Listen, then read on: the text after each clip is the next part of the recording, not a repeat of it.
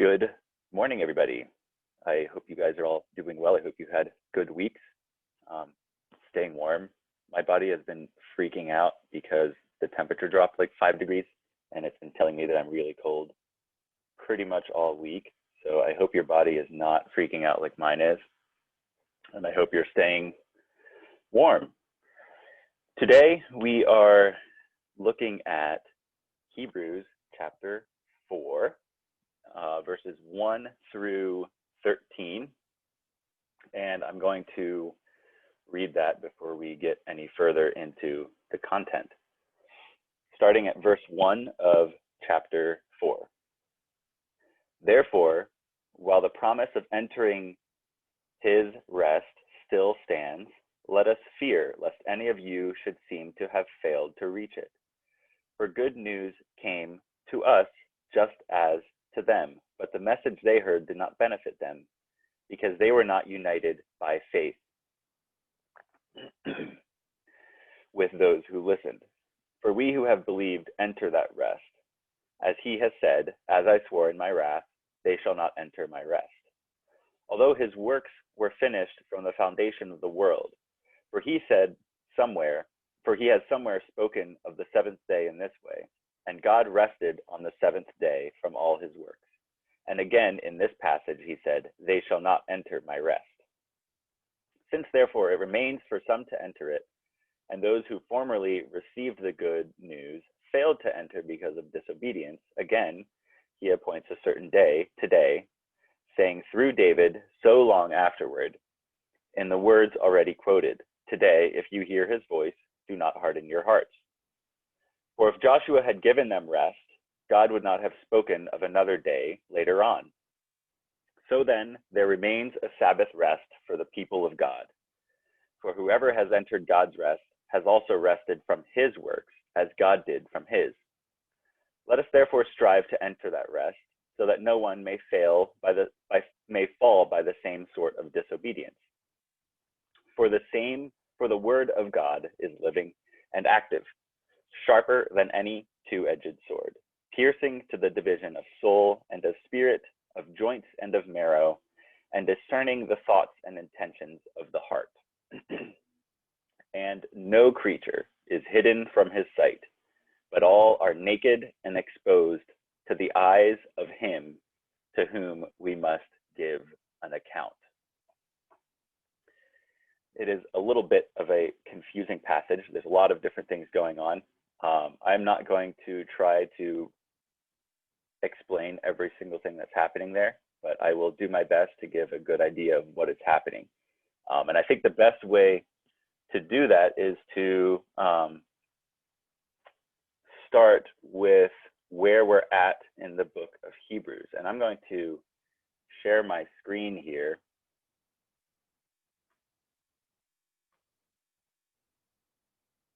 Hopefully this will work. There we go. My computer is very old, so it may take a while for all this to happen. Oh, look at that. All right. So I showed this picture a couple weeks ago in the introduction sermon that I gave. And I think this is a building that does a good job at representing the two main themes in the book of Hebrews. So we said that Hebrews is a book of, or is a book written to people who are going through extremely hard times, and they are ready to give up and be done with Christianity and with all of this Jesus stuff. And the author of Hebrews is saying, no, don't do that. Jesus is better than absolutely anything you could ever turn to. And so we have this top building part up here that is the representation of that first theme, and that is Jesus is better. And then another theme is that getting through the hard times in life is not done by spurts of energy or spurts of like spiritual highs or anything like that. It is done simply through journeying with Jesus. Life is a journey. And so these three buildings, I seem to have, there it is. These three buildings here represent the three sections of journeying with Jesus. And here I think I have the themes written down if we can get to them. There we go. So this first section is the journey with Jesus. into the rest of God, and then we have journey into the presence of God and journey into the city of God.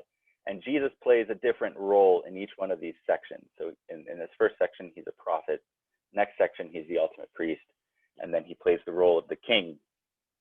And so we're in chapter 4, which means we're at the end of this first section. So if you want to kind of picture where we are in this building or something, we are going up the elevator or something, and we're up here at the top. And so what I am hoping to do with this sermon is to kind of give a good conclusion to this first upper section right here, and then transition us over into the section about Jesus as a high priest. So that's what I'm going to try to do for this sermon. So we are talking about the ultimate rest of God. And so that's what I want to talk about. And I like to split my sermons up into sections. And so let me get out of screen share here.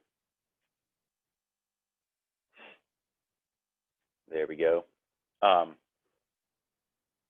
I like to split my sermon in sections. And so I have this sermon split up into 3 different sections. And they will attempt to answer 3 different questions. So the first one is, what is this rest? How do we get to this rest? And then who allowed us to have this rest? Okay, so 3 sections. What is this rest? How do we get to this rest? Who allowed us to get to this rest? And like I just said, this final section about the who allowed us to get to this rest is kind of going to serve as a transition into the next couple weeks of sermons that we have. So it might not feel perfectly complete and wrapped up, but that's kind of the point. And if you keep listening to the different sermons for the next couple of weeks, hopefully it should become more clear to you what is being talked about. So the first section, what is this rest? I think the best way to split this rest up is into 2 different levels. A lot of times the rest being used, or the word rest in this passage, has different meanings every time it's being used. And you just kind of have to figure out what's being talked about. But for the sake of simplicity, I've split it into 2 different levels. And in order to explain the first level, we have to start with the nation of Israel.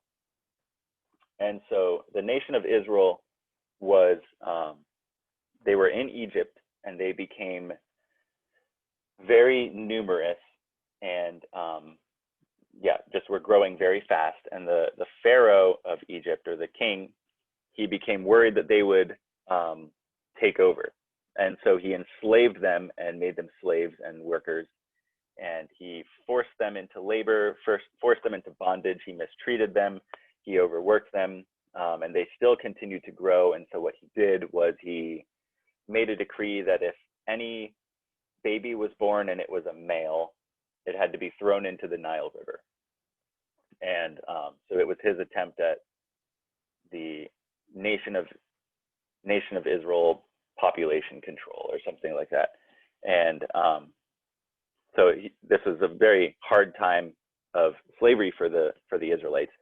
And one mother had a son, and instead of throwing him into the Nile, she made this little basket and waterproofed it, kind of like a mini little boat, and put her baby into the boat and then let it out onto the Nile, hoping that somebody would save the baby. Turns out that a member of the royal family actually saved the baby. I think it was the daughter of the king, the Pharaoh. And so this Israelite baby grew up in the palace and as like a royal member in Egypt. And this baby ended up being Moses. And he ended up saving the people of Israel. Well, he didn't. God saved the people of Israel through him. And God came in and he gave a ton of plagues. There was just tons of miracles that he did to try to show the people of Israel that he was their God, and to show the people of Egypt that he was more powerful than the other gods in Egypt, and that he wanted his people to be free. And so, in summary, Moses came, And with the mighty power of God, he delivered the nation of Israel out of Egypt and into the promised land. But there's a quick problem. God's plan was to deliver them into the promised land, but the generation that came out of Egypt was very ungrateful. They kept complaining to God. Every time they got hungry, they said, God, why are we out here in the desert? It would be better for us if we would be back in Egypt as slaves, because at least then we would have food, or at least then we would have water, and we would be surviving and we wouldn't be dying. And God keeps providing them with food and water and with like different forms of saving them from different people and sicknesses and stuff. And they just keep complaining over and over and over again. And finally, God says, all right, that's enough. This generation will not enter the promised land. And so they wander in the desert until that generation dies off and the next generation grows up. And this is what's being talked about in Psalm 95. I think this is quoted in chapter 4, and I think Andrew quoted parts of this last week, Psalm 95. It was quoted in chapter 3 of Hebrews as well. And so that was what was being described, the ungrateful generation that did not enter God's rest.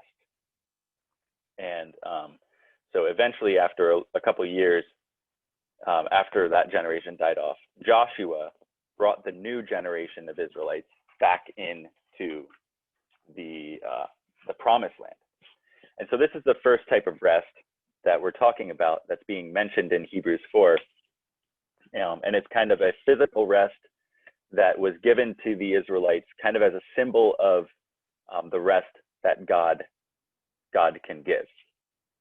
And so, and this rest is very important to God.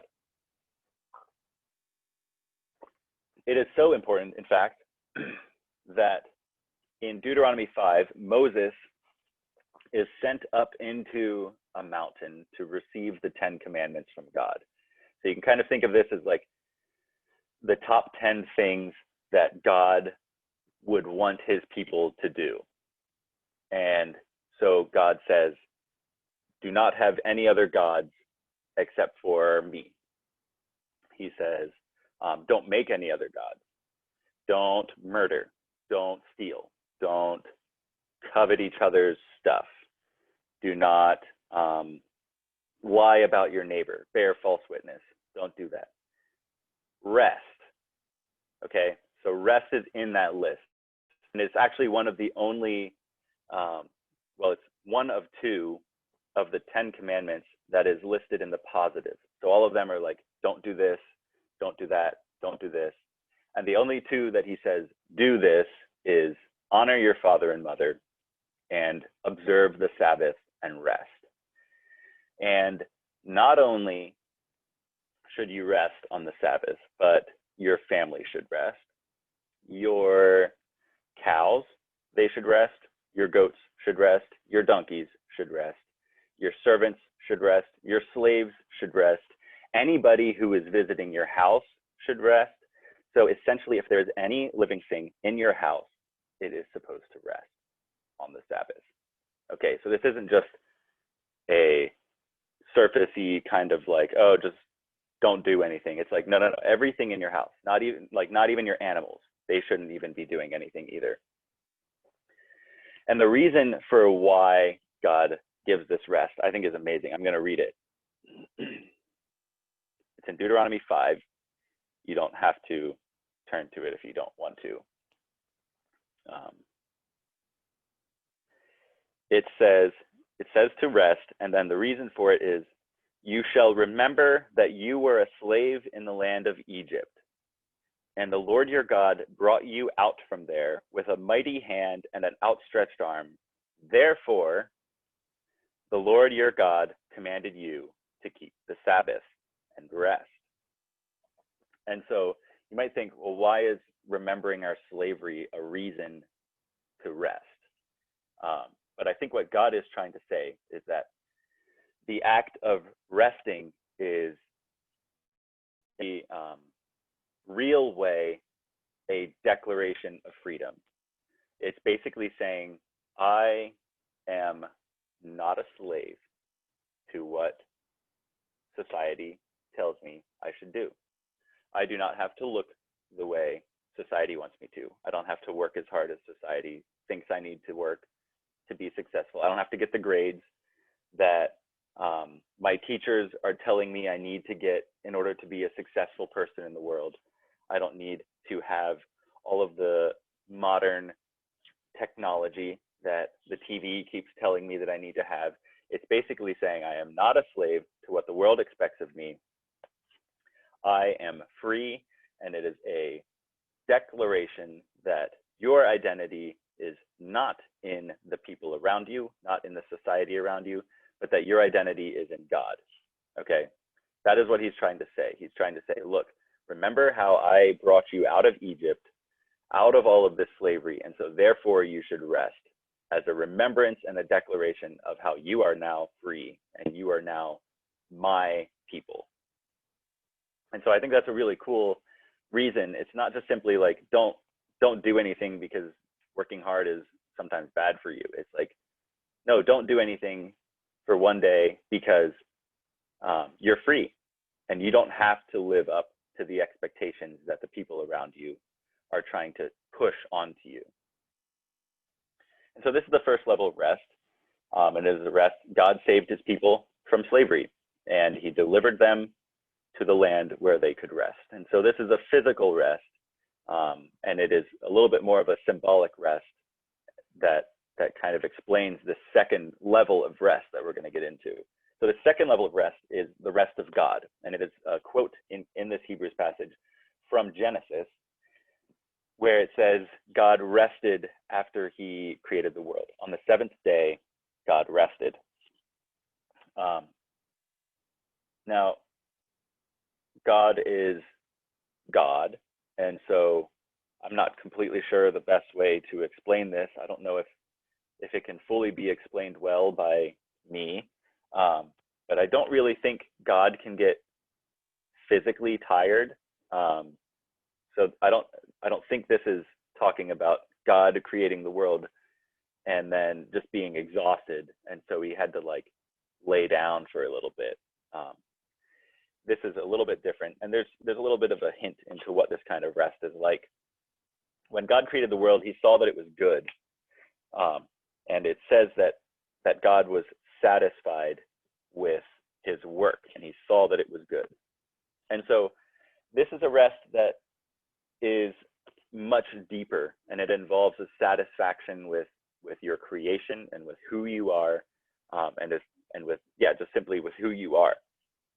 And this is a type of rest that no amount of physical rest will get you.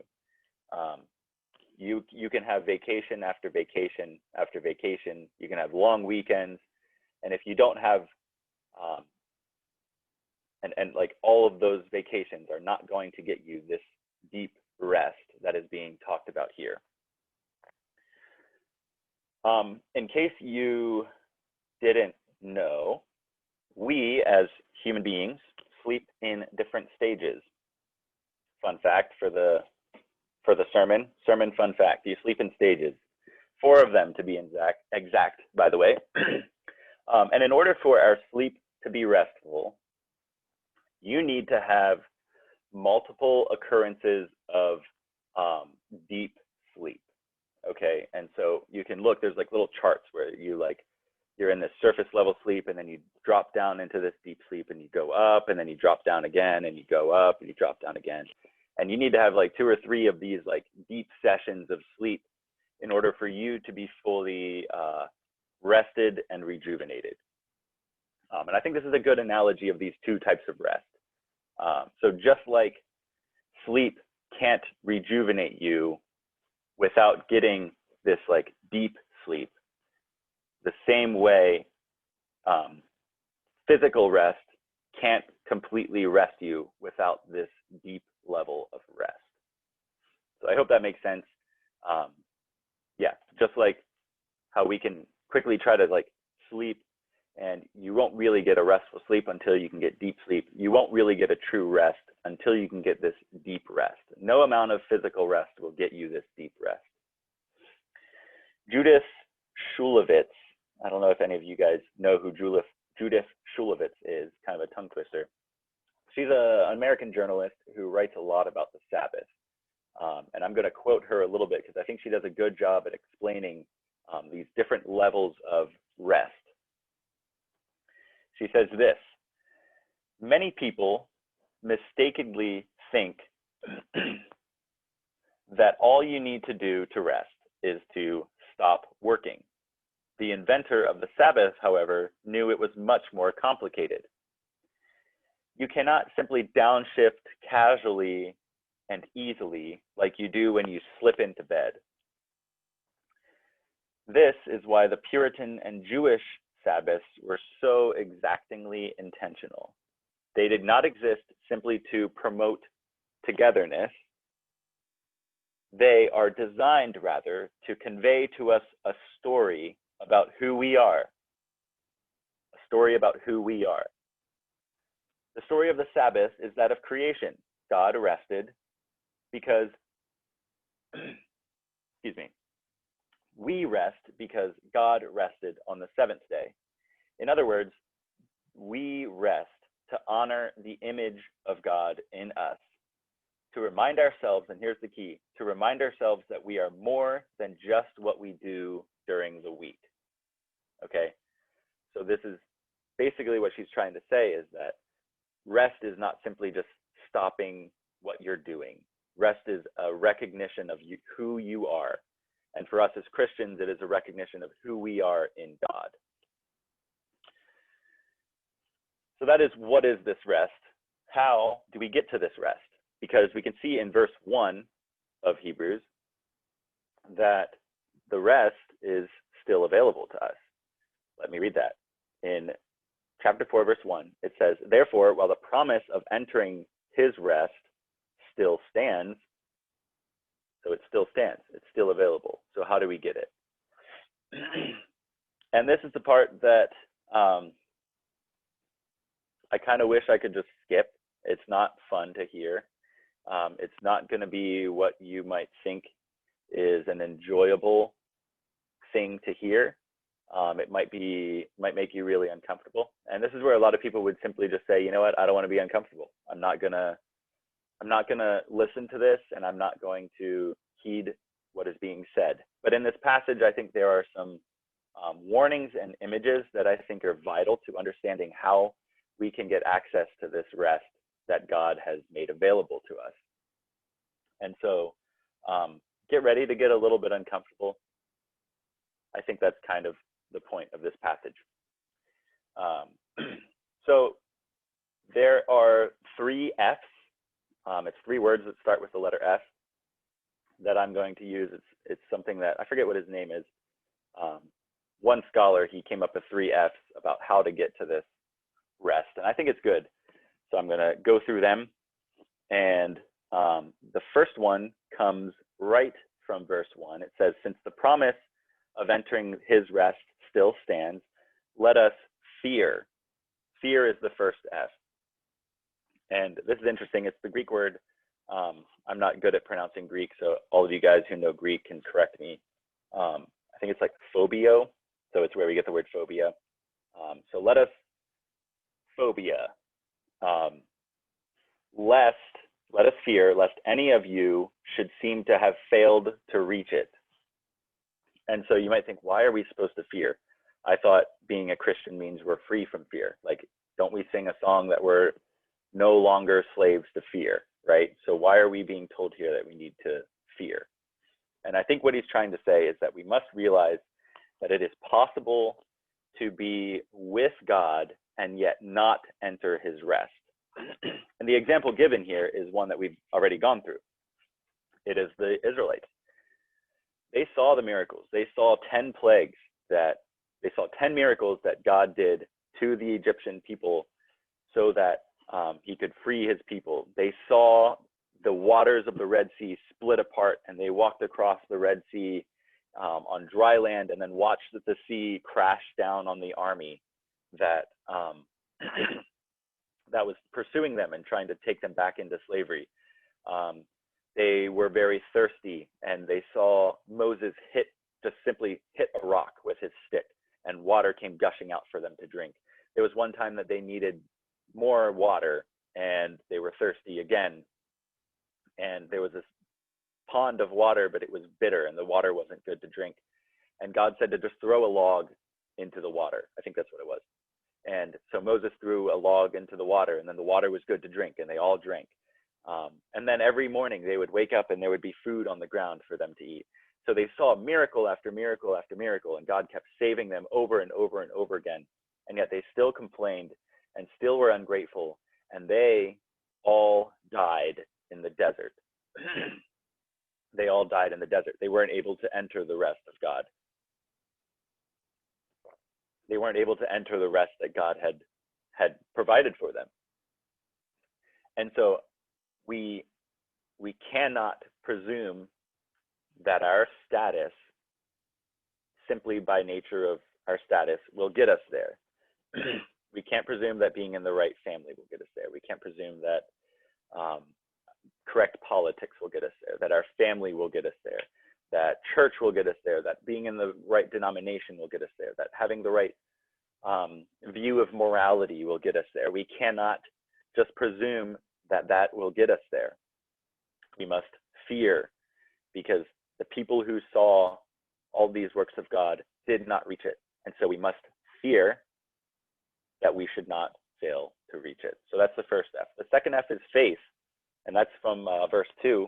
It says, for the good news came to us just as to them, but the message they heard did not benefit them because they were not united by faith with those who listened. And so, excuse me, this is not faith in the kind of new age, modern sense that we hear all the time about, oh, like just have faith. You just need to have faith, and like, oh, my faith got me through this.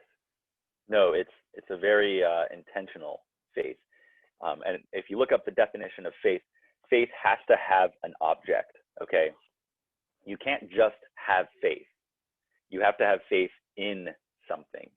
And so the definition of faith that I just pulled off from Google is complete trust and confidence in something or someone, okay? So there's in. It's not just faith, it's faith in something. We have faith that when we go on a bridge, it doesn't fall. We have faith in the bridge. So things like that. And in this case, it is faith in Jesus. We must have faith along with the knowledge that we have.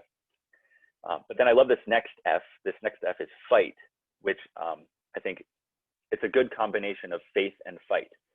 Because again, faith is confidence in something. And this comes from verse 11. And it says, let us therefore strive to enter that rest, so that none may fall by the same sort of disobedience. Again, that same sort of disobedience is the Old Testament example of the people of Israel who did not obey God. So there's this fighting aspect. Just because we are saved by faith does not mean that we still need to, or that we shouldn't strive to maintain our relationship with Jesus, that we should not strive to hold on to who Jesus is. Okay, so those are the three F's that somebody said about how to gain this rest. And then there's one final section, and in case you are not uncomfortable yet, this is where it gets uncomfortable. So if you are uncomfortable already,